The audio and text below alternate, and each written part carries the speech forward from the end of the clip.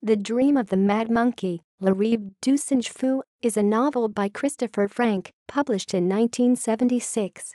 It was adapted to film in 1990 as Twisted Obsession. Plot summary: an American screenwriter, Dan Gillis, living in Paris, has been abandoned by his wife.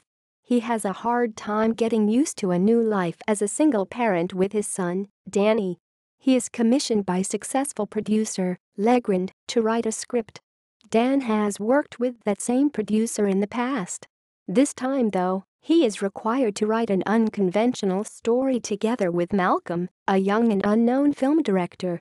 Dan hesitates about taking the job since it is far from the kind of work he usually does. Legrand insists, and the intriguing personality of the young director eventually convinces him to accept, even though his agent, the beautiful, disabled Marilyn, advises against it. As soon as he starts working on the script, Dan discovers that there is something else behind this job.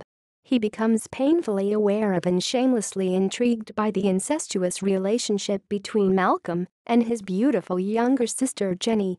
Sexual fantasy and hallucinatory dream sequences lead Malcolm to become obsessed with Jenny as he starts his own investigating of the circumstances behind the making of this particular movie. He ultimately discovers that he has been had and is caught in a haywire of greed and ambition from which he cannot escape. Addition information: Frank, Christopher. Le Rêve du Singe Fou. Seuil, Paris, 1976. References: